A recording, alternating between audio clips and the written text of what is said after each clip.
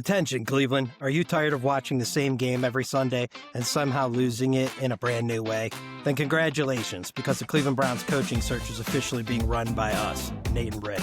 That's right. Flagrant Foul with Rich and Nate is taking over. Do you have zero NFL head coaching experience but 20 years of Browns trauma? You're hired.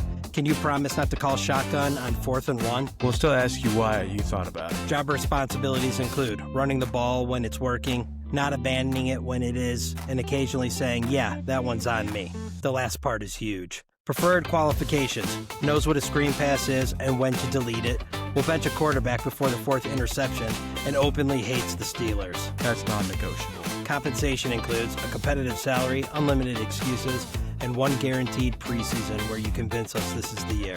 We fall for it every time. Flagrant Foul with Rich and Nate is not responsible for blown leads, clock mismanagement, or emotional damage suffered between September and January. But we'll definitely talk about it. Apply now, because if the Browns are going to break our hearts, we might as well be involved in the decision. And now, for the show. Run this off. Run this off. Yeah. Hey, Cleveland roof with a reckless style. Take so bold that a flagrant foul. House on the ice, Notre Dame pride. Wrestle and talk about culture ride from Rich to Nate. It's full court wild. Say back press play. It's flagrant foul. Yeah, it's flagrant foul. What's going on, everyone? Welcome to episode 22 of Flagrant Foul. Got a big day, in the Browns community here. A little shout out to Sammy, barking at whoever. But what is going on, Rich? You hear it? She's all riled up for a new year. Happy New Year to the peeps out there. We're ready to put a bow on this season and start off the new year. We got some exciting things to get into on this episode and throughout the year. So let's just dive in. Browns, Bengals. I guess we finished on a high note, right? So, we beat the Bengals. Myles gets the record. Andre redeems himself. We didn't really lose any spots in the draft order. And, it was fine. It was, the season still sucks, but I guess we can end the year without being completely angry about everything. What'd you think? Yeah, I'll take it. I'm not mad about the win, although a lot of people were saying, there's no reason to win anymore. We want the highest pick as possible, but not mad at it. Glad to end on a high note, beating two AFC North teams. Andre Schmidt is dog. He's automatic as Schmidt. Yeah. After the first game of the year, but yeah. Oh yeah, after the first game, he definitely turned it around. He did. I mean, we're all like, get him out of here. Game. Yes. Yeah. His mom had just passed away, so I'll cut him some slack there. And he's definitely turned it around. Did not know that he's 27 years old. Yeah, who would have thought, in all the things that were going to happen this year, us finding a kicker and a young guy, that's not what I had on my bingo card, so pretty excited about that. That's pretty sweet. For sure. Because we thought we had that Dustin Hopkins, and then his leg fell off, I guess. I don't know what was going on there. But, that was exciting. Myles gets the record. I know you're a Myles hater and you're not too pumped about it, but good to see that. I'm fine. Good to see he did it. I'm happy for him. I think that kind of overshadows the 5-win season, and hopefully he's good to come back. And to all the Pittsburgh fans and Michael Strahan, y'all can all shove it. I know that TJ Watt, Michael Strahan played less games, but Myles played about 200 less snaps than I believe TJ Watt. I don't know the number for Michael Strahan, but I believe it was less snaps than Michael Strahan as well. So shove it up your hoop. Myles is better. Steelers fan, if they're not crying, they're not breathing. So we don't really care. Yeah, I've been hard on Myles this year, and that's all fine and well. I mean, I'm happy he got the record. I wasn't going to lose sleep if he didn't, but it's all fine. I think he signed the contract. He got the record. We'll get into the coaching stuff, but, he's here. He's a foundational piece, and he's not going to be going anywhere. What do you think of Shedeur? I would say it was a rough start to the game for Shedeur. Again, another week of just no weapons, no Njoku, no Fannin. He didn't have Judkins. The line, we have more new pieces in on the offensive line. We had the trip, which was kind of an embarrassment, and then he had a fumble prior to that. Not a great start, but I'll say this, like, he kept his head up and he moved the ball when we needed to. And very similar to the week before, when you dissect some of the throws that he did make, he made some plays. So by no means am I anointing him. I still like him. I still think the play is you go into next year and give him an off season of work. You build around him. We build this team, and he gets a fair shake. And if he doesn't, then the next year is the year to draft. So I don't know. What was your take on Shedeur yesterday? Yeah, not a fantastic game by any means. Again, we like Shedeur, but we're not going to make excuses for him. Did not play good to start off. Only ended with like 111 passing yards, one fumble. Didn't throw a pick. Should have thrown a couple picks, but Dylan Gabriel should have thrown like twice the picks that he threw, and people don't talk about that. So they're not on the stat sheet. We'll ignore it. But I agree. Like his stats don't show how he's actually playing. Yes, he did not have a great game, and if you really want to like get technical with the stats, he hasn't been playing fantastic. I mean, throw 7 touchdowns, 10 interceptions. I think he had like an 18 QBR, a lot worse than like I think Tyler Shuck had in the 40s and Jackson Darts in the 50s for the years. All in all, not amazing, but like if you really watch the game, like some throws he makes, big third downs, like he's getting the balls like that. I think that first drive, it was like a big third down, got the ball to Malachi Corley. That was a good play. Like he's making some plays, and I think that even though like it's not showing on the stat sheet, like going deep to Sal Cannella, if you have a team full of competent receivers, that's a touchdown. Throwing deep to Isaiah Bond, that's a second touchdown. Yes. If you give him some weapons, I think that the stats start to come. Like just yesterday, I saw a video, Stafford throwing a goal line fade to Puka Nacua. Puka Nacua is not open.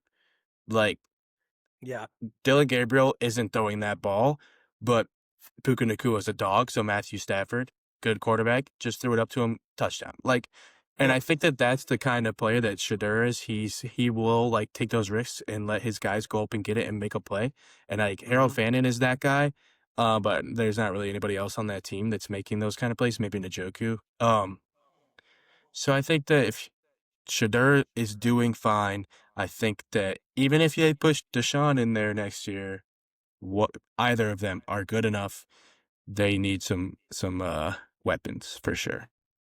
Yeah, you bring up a bunch of good points. I think, you got to think. So I keep hearing this thing, with where we got him, like, oh, he's a 5th rounder, but but at the end of the day, you can say he was highly touted. We got him in the 5th round. So if you compare him to like a Cam Ward on an equally poor teams, we got as good a production, we got better production out of a guy that we got in the 5th round. Like, I think it's too. We didn't have the preseason camp. He didn't have the weapons. He didn't have the chemistry with the receivers. There's like so many things that I think we can improve upon for next year, So I think that's a big one. I think, it's amazing to me too, like, we were so willing with like PJ Walker and DTR maybe not PJ Walker, but DTR. I was like, DTR has all this potential for a late draft pick. And we put up with so much. Like, Shedeur's a so much better quarterback. Like, and even like he may throw a pick. He may throw a touchdown. You just don't know where he's going to go. But, like, I can guarantee you in the games, like, at least when you're watching him, you don't feel like, oh, it's a 3rd quarter, it's a 4th quarter. And it's like, okay, we're behind. This game's over. There's no way we're going to come back. If Dylan was in that game, I'd have been like, game over. As soon as they go ahead, we're not scoring. Flacco are in the air. Game over. Shedeur, he might do it. He might not do it. But there's a chance. Like, you're watching it. Like, he has the arm, and he will pull some stuff out. It's worth watching to the end of games. So I just would love to see him with some premier weapons, a rebuilt offensive line, like have a coach come in and really just like delve into like developing this kid and let him build some chemistry. You could say that about Isaiah Bond when we signed him and brought him in too. 3 quarterbacks came in late. Of all the receivers, I think he's small. He is a speedster. I want some bigger, stronger, faster guys. But he's the one guy that I think we might have something in Isaiah Bond. I'd love to see an off season of those two getting together and working hard. So I don't think that those stats necessarily tell the whole Shedeur story. I don't. I mean, you can sit there and look at it, but at the end of the day, he got 3 wins. He kept us in games. Never quite ever, other than maybe like the Baltimore game, I didn't feel like we were out. Like we're always sort of hanging around in these games. Or I guess Buffalo was bad, but I don't know. We'll see. We just have so much to work and build. We can't afford to spend the money on a much better quarterback in free agency. And I just don't think the position we're in, and we don't have the team around to draft another guy at this point. Yeah, I think Shedeur is fun, and I am willing to eat my words and take an L if he sucks next year. But I think he is fun and exciting. Does he do some bonehead things? Yes. Is he slow as molasses sometimes when he's scrambling? Sometimes he gets to a decent couple yards, but other times it's like this dude is running through concrete. It's terrible. But Yeah. he is exciting to watch, and that's enough for me. I don't feel confident in the quarterbacks in this draft, and if that means we ride with Shedeur or Deshaun for another year and we win another 5 games, and then we go grab somebody like Arch in the next draft, so be it. I'm cool with where we're at right now. We need to have other issues that need to be addressed first, and then if we want to go quarterback after that, the year after, then that'll. Yeah, I completely agree with that. And I would say too, I'm the same thing. I want to give him a year. I'm not sitting there like the year. I'm not going to sit there and be like, okay, it was another year was terrible. Like, it's not Shedeur. I don't know. I just don't think we've given him a fair shake, and we know enough. And I'm not willing to start over. So anyway, next week, just a little precursor. We're doing a season in review and wrap up, and I look forward to the draft. So we'll get into some more just kind of intricacies of the season and players and break it down with our boys, Big Dave, HBJ, and making his first ever appearance. This will get the people's juices flowing. Egg will be on. Hopefully, you'll have 2 or 3 Rumplemans in them, but we'll be doing that next week, so stay tuned for that one. But before we move on off the Browns, I do want to talk Stefanski. News out today. They did move on from Kevin. At the end of the day, was he a classy guy? He was really nothing negative. His lack of passion drove me crazy. Some of his decision-making drove me crazy. Is he a bad coach? I don't know. Probably. I do think it's time to move on. Does that mean he won't go somewhere else and be good? I don't know. I did see some rumors about, you've heard the Giants rumors. I've seen some rumors about him going to Green Bay. So, hopefully for our boys over at Let's Skull, I hope he does go to Green Bay because he's a shit coach, and that'll be 2 dubs a year for you boys over in Minnesota. But I guess we'll see. But, I'm supportive of us cutting him. I would like to see more. I want to see AB gone. Why is Bubba Ventrone still on this team? Schwartz, there's a lot of people that really love him. I don't think he's terrible, but I'm not going to cry if he's gone. He's fine. Do I want him to be a head coach? I don't, and I don't really know how I feel about coordinators right now. I would say this is sort of out of left field that may be unpopular. I've heard some Tommy Rees talk. And if we're going to go down the route of bringing in another coordinator from somewhere else, I could be okay with us taking Reese as opposed to just take another flyer who's not been a head coach, only because of his age. I think he's a smart guy. I think it does potentially, if we do stick with Shedeur, I think that might potentially be a good pairing. It's an off-seasonal work with the guy right now. Maybe that's what it takes for him to put his best foot forward. So I could be okay with that. What do you think about the Stefanski firing? Yeah, I was kind of expecting it, not broken up about it. Obviously, the only time I've seen the Browns in the playoffs in my lifetime was with Stefanski at head coach. But I don't know. It kind of takes a special kind of person to be successful in Cleveland, and that's why I think they're garbage. They're so dysfunctional. Yep. You need the stars to align and find the perfect person for things to go right in Cleveland.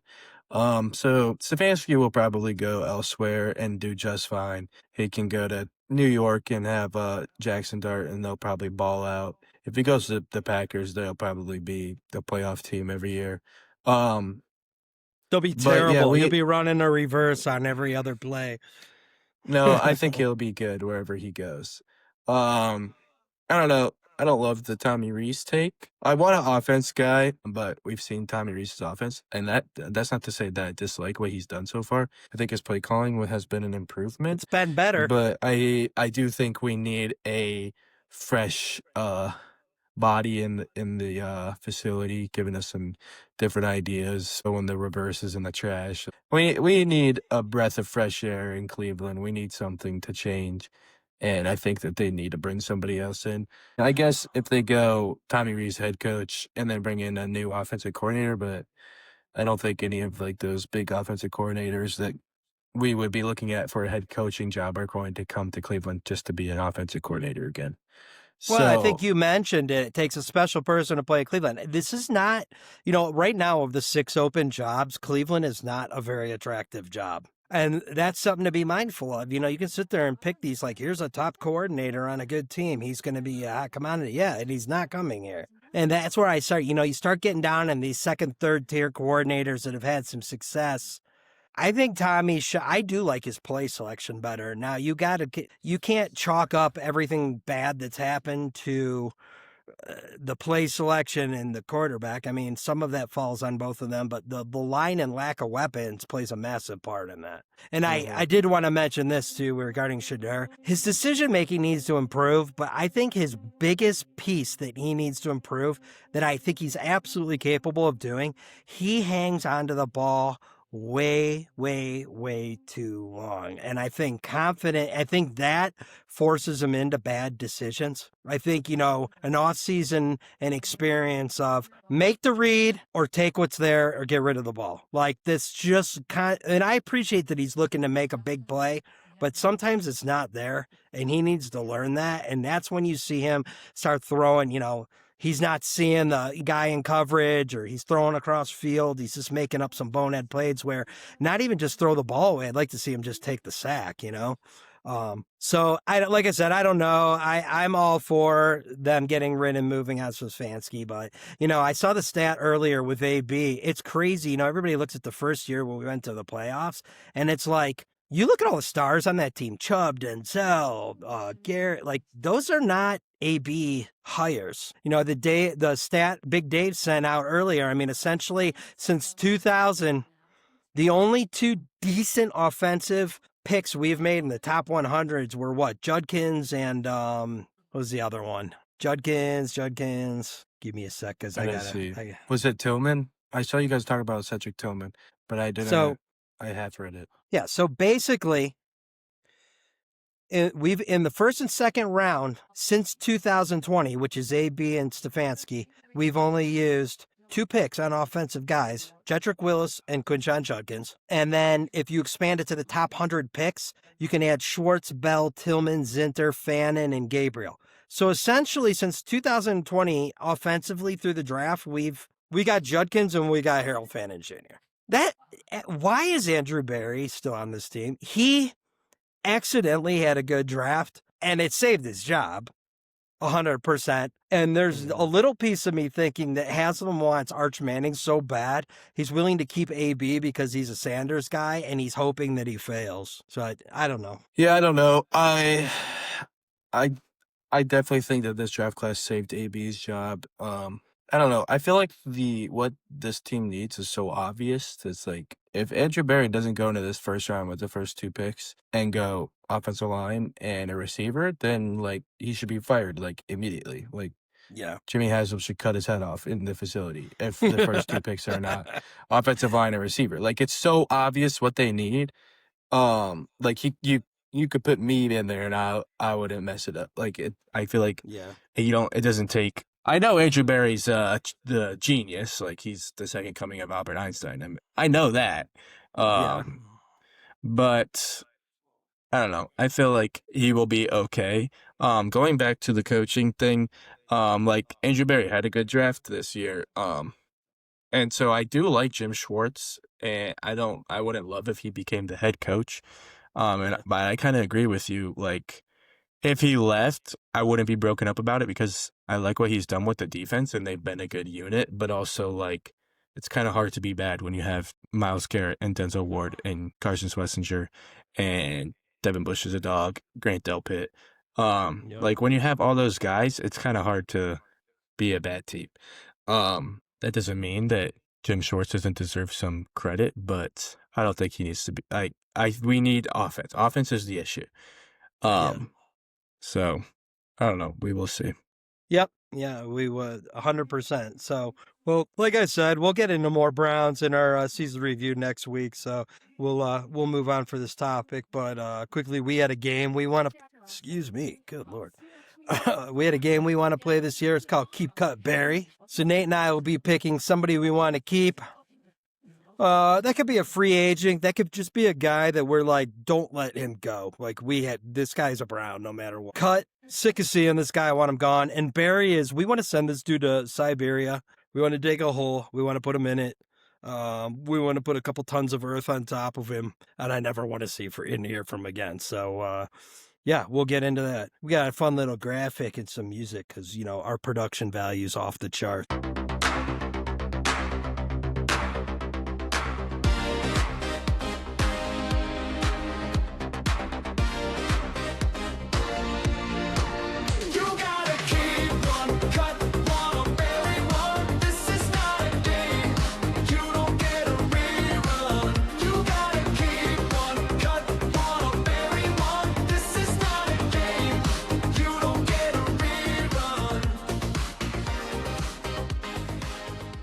All righty. Up first, we're going to hit keep. I need you to give me 3 guys. Keep, cut, and bury, and why. So when you say keep, and you said it could be like you're talking somebody on the Browns or somebody I want to be on the Browns. No, it's currently a Brown. So but don't go Myles Garrett. We inked him. I'm talking like, somebody who's a pending free agent or he's got a year left on his contract and we need to extend. Somewhere in that realm. All right. I don't know anybody's contracts, but I can figure this out. Keep Sal Cannella. No, I'm joking. This should be an easy one for you. And if you don't take it, I'm taking it. But go ahead. No, you already mentioned it, so you can have them. All righty, we're back. So New Year, same technical difficulties. iPhone's latest update. Stupid for those of you who haven't. Anyway, we're playing some Keep, Cut, Barry. I'm going first. So I got 2 guys off the top of my charts. I'm going to go with free agent Devin Bush. He's free agent after the year. Dude's been an absolute dog all over the field, making plays. You got to get it done. Not enough love shown to Devin Bush. Amazing year. We appreciate you. AB, you're a shitty GM. Get this dude under contract. And then my second pick, he's got a year left on his contract. He's got to get extended. And he's probably pretty upset. He got traded from the Jacksonville Jags to the Cleveland Browns. But Tyson Campbell, what a move that was, because freaking Greg was terrible. And though he had an okay earlier part of the year, Tyson Campbell has been awesome. And just like we always complain about some of our players being made of glass, but seeing him like go out of that game and then coming back for the second half, like dude's a freaking dog. So Tyson Campbell, Devin Bush, extend, re-sign. We got to keep both those bros. Cut. I'm going 2 here. Mike Hall, Zach Zinter. I want you both gone. That was like last year's draft was just a bad omen. I want to call a moratorium on drafting anymore. I won't say Big Ten, although I prefer SEC linemen, but no, I want no more Ohio State or Michigan linemen. Though Mason Campbell has been good, despite the hate from my boy HBJ. Mason Campbell? Or Mason Graham. Mason Graham! I got Tyson Campbell on the brain. Mason Graham, I had to change his name for his protection because our boy hates him. But he's been good. But Mike Hall, off the field problems, a loser, can't stay healthy at ever play. And Zach Zinter, you're not much better. You're out of here. And then Barry, I got 2. These are like no-brainers. So we need to pack you up into a SpaceX rocket and shoot you to Saturn or travel over to Siberia, just put like a couple 100 tons of earth on you, get you out of here. Jerry Jeudy, I don't want to see him in a Browns uniform again. Jerome Ford, pack your shit, get out of Cleveland. We got Quinshon Judkins coming back on a mission. We got Dylan Sampson. with Stefanski gone. So hopefully we won't be running him up the middle anymore. And we got the dog Raheem Sanders, who I'm pretty sure we have for 3 more years on his rookie contract. So we're set. So that's what I got. Keep Cup Berry. What do you got? Hit me. All right, I got a couple for each one as well. Keep. I feel like this is an easy one. If he decides to move on, understandable. He is more than paid his dues here in Cleveland. But we'd love to see Joel Bitonio run it back one more year at least. It would help us on the line for sure if we could like have him and then worry about next year like filling his spot. So yeah, we'd love to see Joel Bitonio come back, but if he retires, that's okay. Second one, this might be a little bit of a surprise, but I've been pleasantly surprised with him on, well, kind of special teams, but not as much as this guy is like one of the only people on the earth who have made Kevin Stefanski's reverse work. And for that, I know where you're going. Malachi Corley's got to stay. He did toe tap kickoff, and instead of like getting the ball at the 45 because it should have been out of bounds, got it at like the 5 or 6. That was stupid. But just for the sole fact that it works every time they use him with the reverse, he could stay. I also think he's a tough guy. Like, he gets tackled, he pops right back up. He's running to the huddle. Like, that dude is a grinder, and I like it. So Malachi Corley, you're welcome to stay. Cut. Ronnie Hickman can be relieved of his duties. Yes, he can. I don't know. I think he's okay. It's just like, he's not it. He's not going to be the guy. He needs to go. Like, I don't really have anything against the dude. Had a pick against the Dolphins. That was pretty nice. That's the only thing I can remember that he's done since he's been here. But he gets burned way too much. So I'm cool if Ronnie Hickman takes a hike. Barry, I got 2 here. Myles Harden and Cam Robinson can go. Yes. They can go to the gulag and get them out of here. I'm done seeing them play.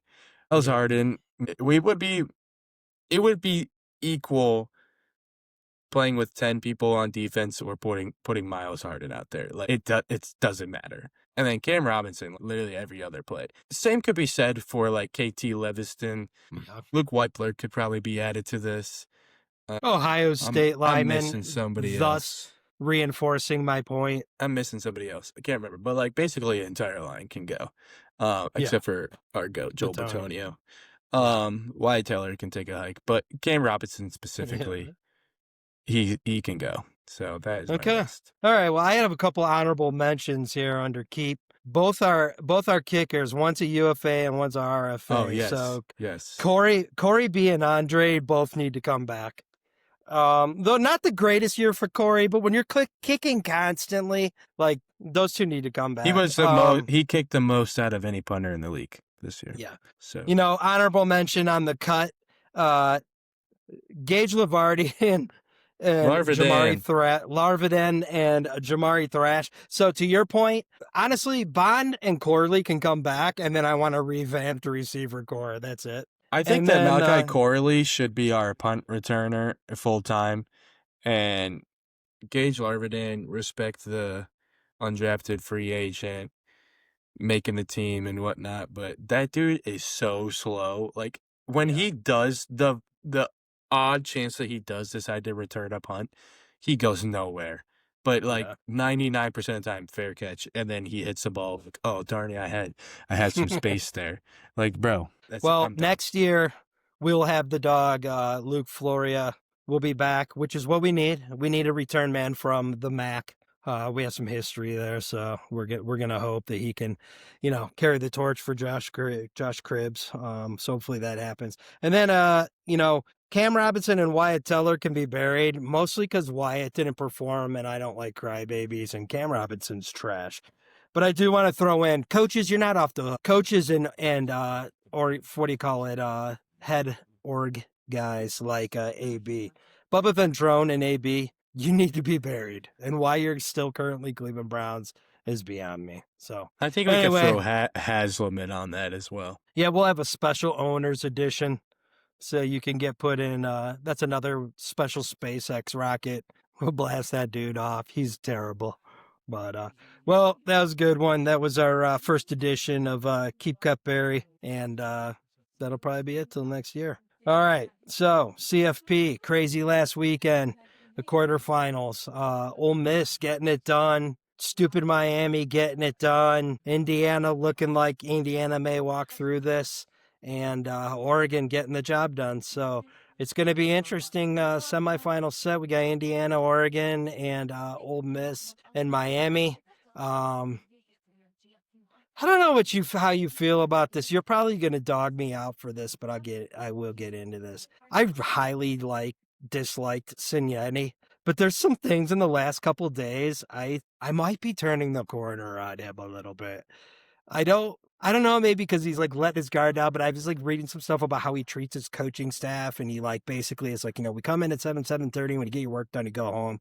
I'm not checking on guys to be staying until 7 o'clock in the morning, and like just I don't know. I just like he's obviously a good coach, and I just heard some things. Now, does that mean that he might not be a prick? He might be, but it just when you hear the standard to which he holds himself and his organization, and you hear some of the comments he made about coming into Indiana and just the malaise towards the, how the organization was run and the attitude of like, we can't get it done here and facility sucking, like it's pretty hard to dog out what he's done. That doesn't mean I like him.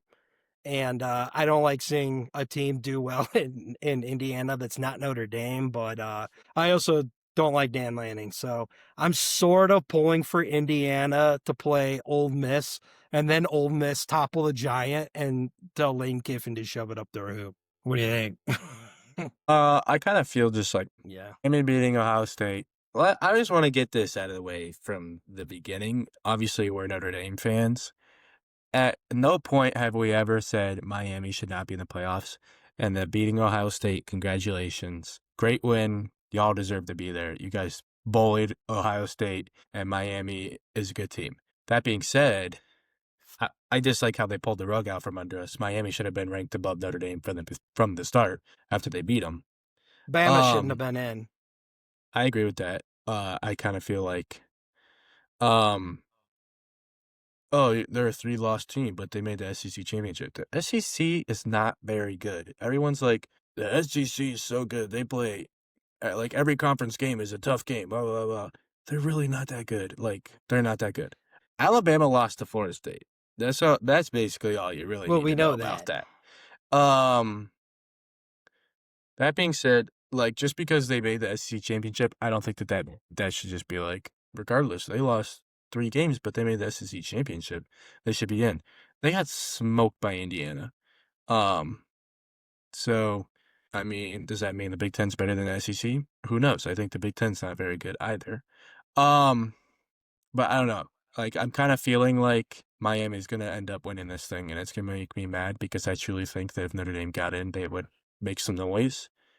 Or I feel like Miami or Oregon. I don't think that Indiana is that good. I don't really like Curt Cignetti either. But I mean, he's the kind of guy you need to turn a program around. The dude's just like a nut job, like just cares about winning games, and he doesn't care. I'm gonna give him his props. He's a good guy for that. I Googled him. He does win. Yeah. I mean, he does win. You can say what you want. He does win. And it doesn't mean I like him, but he's a hell of a coach. I mean, Yeah, I don't like Ryan Day either. I don't really like anybody who's not Marcus Freeman. So maybe that's not super fair. And I don't like teams that aren't Notre Dame in Indiana. So maybe that's not a super fair assessment. But I mean, Ohio State, man, they looked like they embarrassed themselves. That was terrible. Mm-hmm. Yeah, I think it's going to end up being Oregon or Miami. The fact that Miami got past Ohio State, like, they really seem like the top team at this point because, like, Ohio State is the giant. But, I mean, Oregon has been playing good. If they get past Indiana, who knows what happens. Ultimately, I'd like to see Ole Miss win, shove it up Lane Kiffin's bum. Trinidad Chambliss, D2 transfer from Ferris State. Great story. I just think that would be super cool to see, like, a D2 guy transfer to D1 and win the Natty. That would be awesome. I don't know. I really don't think that Indiana is that good. Like, I know they destroyed Bama, but Bama hasn't really been good. This is In the like thing the to past say couple to of years, that, they though. have not been that good. Yeah, I mean, here's the thing to say to that, though, is they went undefeated. They beat Ohio State, who won the Big Ten, and they just absolutely like embarrassed Bama. Like at some point, they're beating everybody, right? They're the number one seed. So at some point during this, we're gonna have to acknowledge that they're a pretty good team. I mean, Yeah. they have probably the number one overall draft pick on their team. So I know you're on the same. Listen, you know what this is? You and I we just put in our Hayden cosplay outfits on with his hate towards Michigan and Mason Graham. That's really all it is. But they're a That's good not team. necessarily true. Part of it is like Indiana runs through South Bend. True. And I don't want Indiana University, or is it University of Indiana? Regardless, I don't want the Hoosiers to win because I don't want them to say we're Indiana, we're the best team in the state now because it's Notre Dame. The last team that beat Indiana was Notre Dame, so let's simmer down. That being said, I don't think they're that good of it. Like all in all, like yes, they're undefeated. They beat Ohio State. They smoked Bama. They're a good team, but like Fernando Mendoza gonna be the number one overall pick. This is like the worst number one overall pick we've seen in years. Like, I don't think he's that good at all. Like his first read isn't there. He's getting sacked. He's trying to run. Like, he can't read the defense. If his first read isn't there, the play's over. I really don't think he's that good. And I think that if they play Notre Dame, it would be a different story. But whatever. They'll probably end up winning, and I'll give them their props. I'm not afraid to say if I'm wrong. Like if Fernando Mendoza ends up being a dog and he's amazing and Indiana destroys everybody and they win the national championship, and then Fernando Mendoza goes number one overall and they win the Super Bowl with him or whatever the case may be, I'll eat my words. But at this point in time, I really don't feel that confident in them. Well, yeah, I don't know. Can I ask a serious question? What is a Hoosier? It's somebody from the I state of don't even Indiana. know, man. When I don't post know. this clip, I need somebody to chime in. Like there's somewhere like a Hokie. I don't know what a Hokie is, but they got a cool looking mascot. I'm not sure what a Hoosier is. Yeah, I don't know what a Hoosier is either. I know the Fighting Irish guy would whip a Hoosier's ass. That's just my take. Like if I'm on BetMGM, we're on an undercard of a USC fight, my money's going on the Leprechaun because I don't know what a Hoosier is. He does not sound like he can fight. That's not a tough nickname. That's almost as tough sounding as a Buckeye. They're pretty. Although I guess in the right circumstances on a windy day, like if a Buckeye hits you in your head, that could potentially hurt you pretty bad. But An allergy. Oh yeah, true. Out. Yeah, our mascot will make your eyes water and make you sneeze a lot. You're gonna get hives. Yeah. I don't know. Well, before we move on from CFP, I think we need to address the elephant in the room. And it doesn't seem like any of his buddies are going to step in. I got to imagine he has some, but, from flagrant foul to Michael Irvin, are you okay, bro? Like, where are his friends stepping in? Dude's like taking his belt off and beating the Gatorade water cooler. Yeah, it's got like some just, really disturbing images there. He's crawling around on all fours, like, I don't know. I thought Pablo Escobar was locked up, but apparently he's living in Michael Irvin's house because what is wrong with that dude? He's just like lost his mind. Has he not? I think he's doing a lot of drugs. I don't know. Yeah, I don't know what else to think of it. I fear when you say he's doing a lot of drugs that people think like, oh, he's doing a lot of drugs. What you really mean is he's doing all of the drugs, like all of them. Yeah. Something. Well, anyway, we'll move on. So enough football talk from me till next week. I'm saving the energy for the boys, but Avs still rolling, only 3 losses, 69 points. We're about at the halfway mark. Just absolute wagon of a team. But not a great weekend. We're out on a tough road trip right now. They're coming off the back-to-back. They lose Taze the night before in Carolina. And this is after losing Blackwood last week. And then we go, and it sounds like Landy, they lost him in the Panthers game, and it sounds like he potentially broke some ribs. That's probably going to be 6 weeks at least. So team's got plenty of depth and they'll be fine, but first real adversity, we every year that we've been rabid Abs fans, we've dealt with some the injury bug. We've been fortunate so far this year, but it looks like it's our turn. Good thing is we are coming up on the the Olympic break. So hopefully we can get some guys healthy. And I guess if there's a silver lining to broken ribs, it's that Landy didn't re-injure that knee that took him 3 years to come back. But I don't know if you followed us all this weekend or have any Avs thoughts. Yeah, I saw they had a pretty crazy comeback win in Carolina, so that was awesome. Yeah, I was a little worried about Landy, but I guess broken ribs is better than what it could have been. It looked like he maybe caught an edge there. People were speculating maybe a knee injury or an ankle or something. So glad it wasn't a knee. We'll see in 6 weeks. I'm cool sacrificing a regulation loss so that Landy isn't done for the season. So I don't know. Yeah. So where they all at? right. 3 regulation losses, 7 OT losses. Yeah. Fortunately, Dallas, who was red hot on their heels, is like on a 5-game losing streak. So I think we're like 12 points up on second place with like a game. They have a game in hand. So we're completely fine. But ribs heal. I think a major re-injury to that knee might have been a wrap. So good to hear that, major injury was avoided.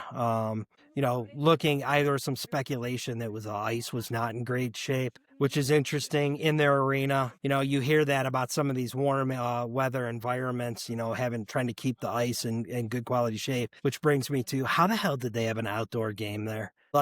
Which looked It wasn't even outdoor though, because it was in a it was like dome. in the. I heard that they opens, retracted but I don't know if though. they open it. They did at least for part. I don't know if that was in the pregame. I don't know if it was necessarily during the game, but also Panthers versus Rangers is stupid. If you're gonna have the game in Florida, and it already was in a stupid venue. It should be like Florida versus Florida. I feel like it should be Florida Tampa. You got 2 cups versus 2 cups. Yeah. 2 of the more dominant teams in recent years in the East. That's a missed opportunity by the league, if you ask me. But, as a hockey purist, I am we all benefited from Southern expansion. Gretzky started that with, going to LA and you saw all these teams pop up across the league. But if we're going to do outdoor games, can we go back to having them be in Toronto and Winnipeg or, Minnesota or even Seattle? We don't need to see warm weather outdoor Winter Classic games. It's stupid. So I will say the Panthers outdoor gear was pretty sick, which they usually do a nice job with some of those Winter Classics setups. So they look pretty good. Olympic roster. So we're already be down 2 guys, but I think this just shows the class of the Avs. They got Makar, Taze, and McKinnon. All made Team Canada.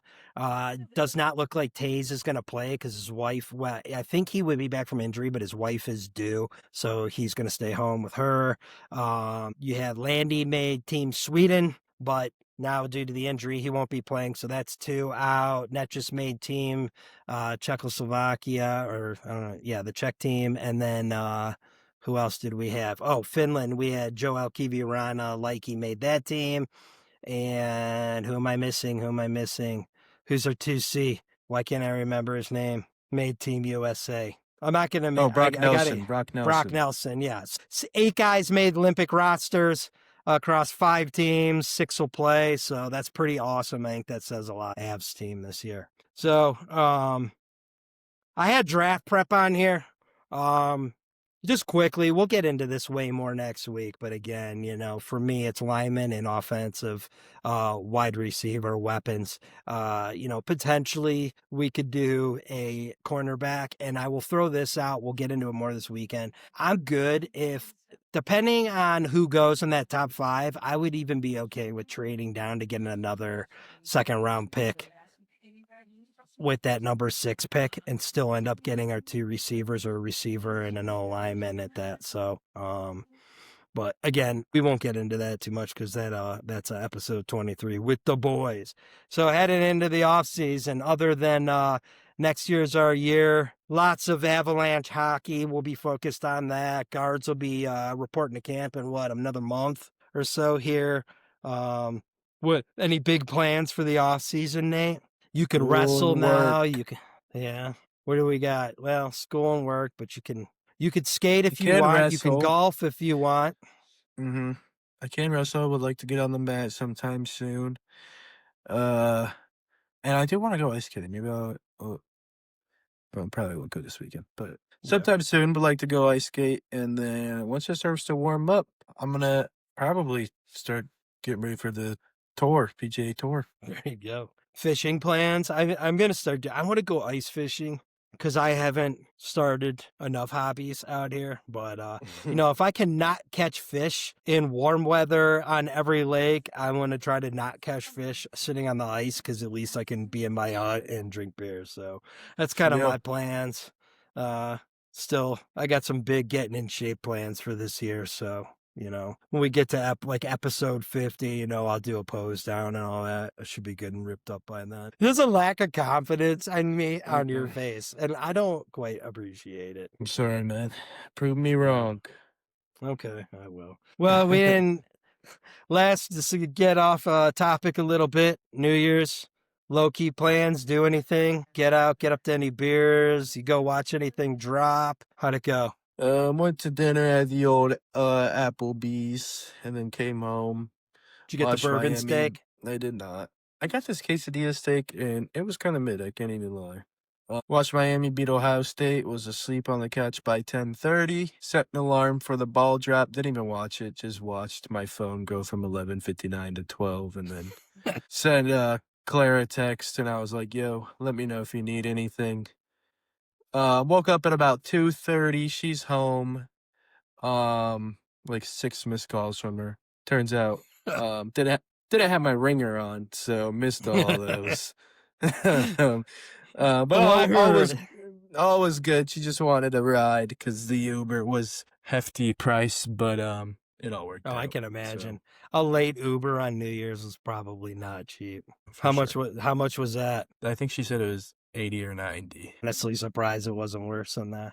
Well, Beans and I hit up the old tradition. We went to P.F. Chang's, and for those of you not familiar, I think P.F. Chang's has a little bit of a history of not the quickest service, and the one we normally go to is pretty terrible. Great P.F. Chang's experience. This dude was on the ball. He was a delight. Wasn't super crowded.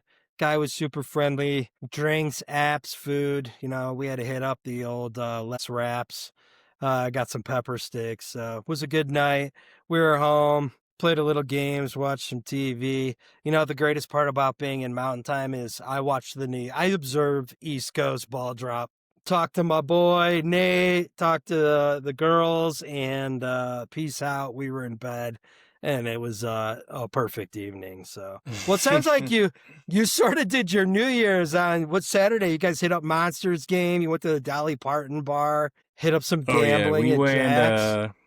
We went to the Monsters game, the AHL team here. Saw a little, I think it ended up being 6-3 victory for the boys, playing the Charlotte Checkers, little throwback from being in Charlotte. But got some dinner down in Cleveland. We did check out Jack's, first time being there.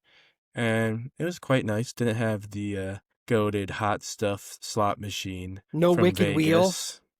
There The was Wicked one that Wheel had, was awesome. it was like the same colors and it had the Wicked Wheel. It's just different branding. Did play that. Won $10 on the Wicked Wheel. Lost it all, but that is the best one. Like the Wicked Wheel is, you have some fun at least. Like you're going to win something at some point. So probably we'll go back tomorrow night. No, I'm joking. But do have the weekend alone by myself. So I could get up to some gambling. I think that's what I want to do. Thanks for the invite. I was thinking about that for today at work. I'm like, dude, I think I should be a gambler instead. This sucks.